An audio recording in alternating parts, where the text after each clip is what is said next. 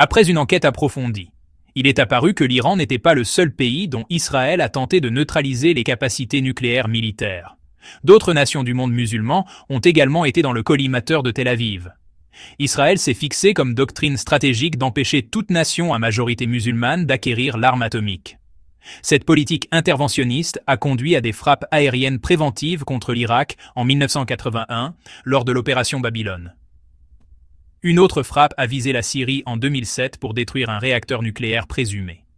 Mais ce que peu de gens savent, c'est qu'un plan militaire secret avait aussi été élaboré pour empêcher le Pakistan d'obtenir la bombe atomique.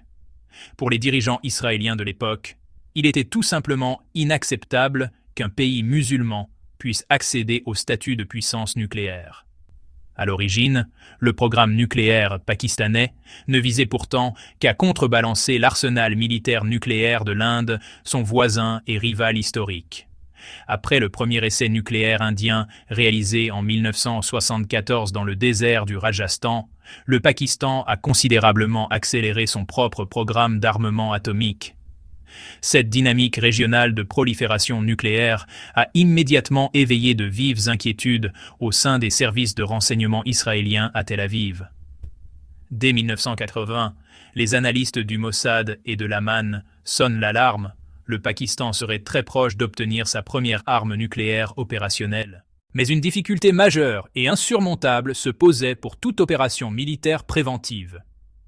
Contrairement à l'Irak ou à la Syrie qui sont relativement proches géographiquement d'Israël, le Pakistan se trouve à des milliers de kilomètres de distance. En 1980, l'aviation israélienne ne disposait tout simplement pas des capacités logistiques de ravitaillement en vol nécessaires pour mener un raid aussi lointain et complexe. Même lors des récentes frappes militaires contre les installations nucléaires iraniennes, il existe de fortes suspicions selon lesquelles Israël aurait bénéficié d'une aide logistique américaine discrète. En effet, les chasseurs F-35 israéliens ne peuvent techniquement atteindre des cibles aussi éloignées sans ravitaillement aérien en vol, et leur flotte ne dispose pas des avions-citernes requis en nombre suffisant. Il a donc probablement fallu s'appuyer sur les ravitailleurs américains KC-135 ou KC-46, ou bien installer des réservoirs additionnels externes sur les appareils. Mais le Pakistan représentait une cible encore bien plus lointaine et difficile d'accès que l'Iran. Pour contourner cette contrainte géographique majeure, Israël a alors décidé de s'allier avec l'Inde, car New Delhi avait lui aussi tout intérêt stratégique à empêcher son ennemi pakistanais de devenir une puissance nucléaire.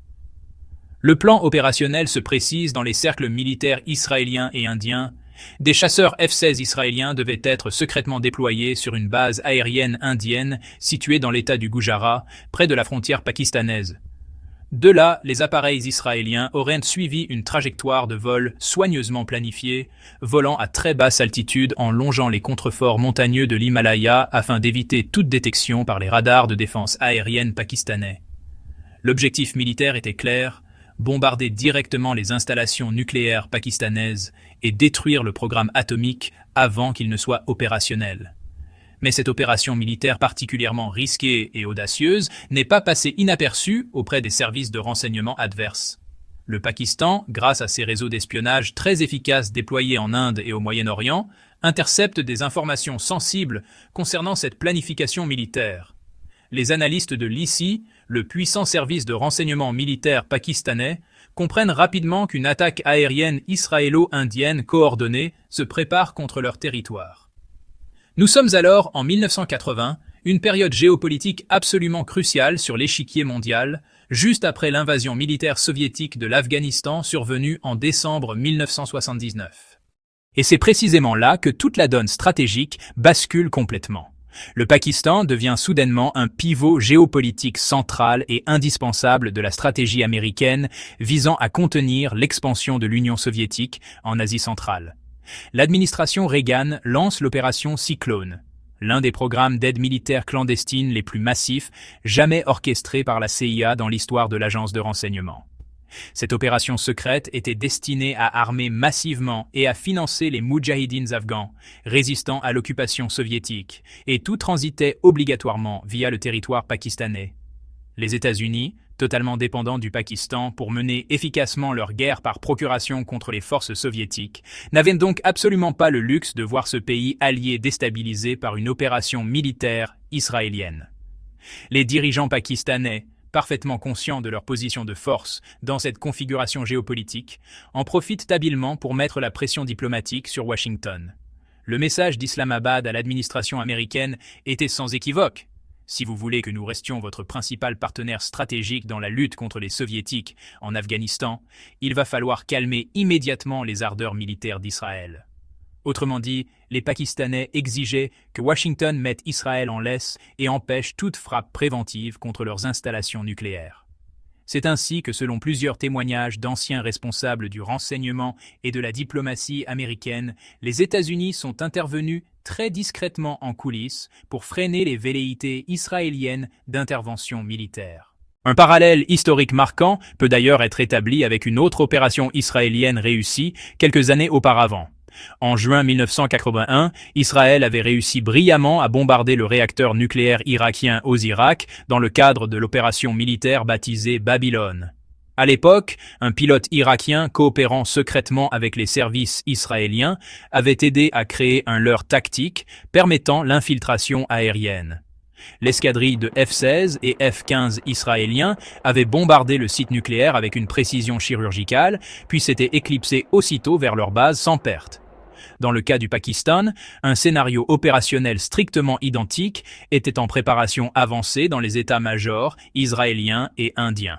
Sauf qu'un pilote pakistanais impliqué dans cette manœuvre de trahison a été intercepté et démasqué par l'ISI, le redoutable service de contre-espionnage militaire du Pakistan.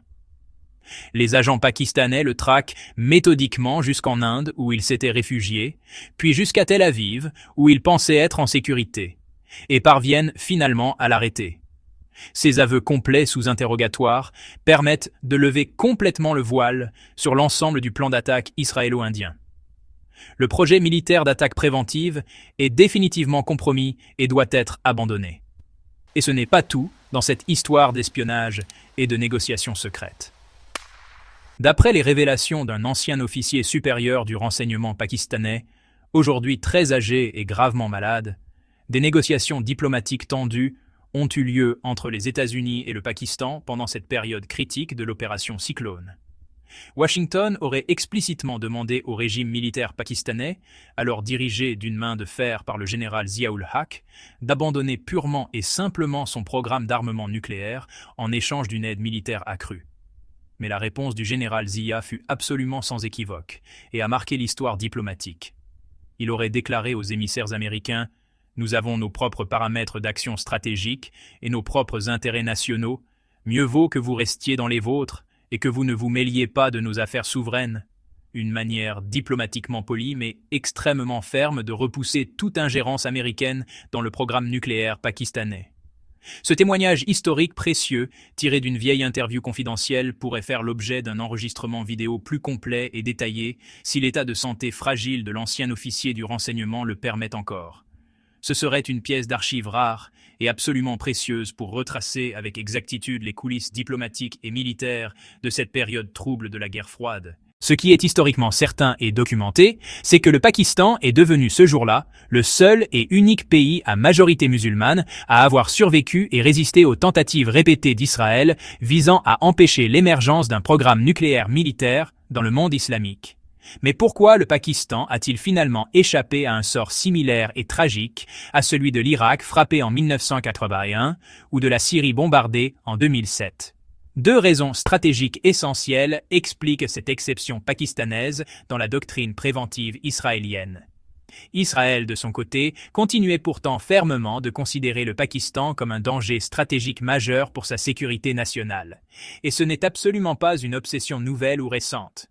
Des vidéos d'archives et des déclarations publiques datant d'il y a 5 à 10 ans montrent très clairement Benjamin Netanyahou déclarant que pour Israël, les deux menaces nucléaires principales sont d'abord l'Iran, puis immédiatement après le Pakistan. Il l'a répété publiquement à plusieurs reprises lors d'interviews et de discours officiels devant la Knesset et lors de conférences internationales.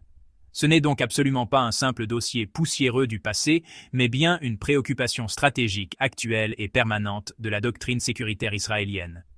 Et il ne faut surtout pas oublier un autre élément géopolitique déterminant qui jouait à l'époque contre le plan israélien. Pour lancer son attaque aérienne contre les installations nucléaires pakistanaises, Israël devait obligatoirement et impérativement passer par le territoire indien. Les chasseurs bombardiers israéliens devaient être stationnés et ravitaillés sur des bases aériennes situées sur le sol indien, ce qui nécessitait une coopération militaire étroite.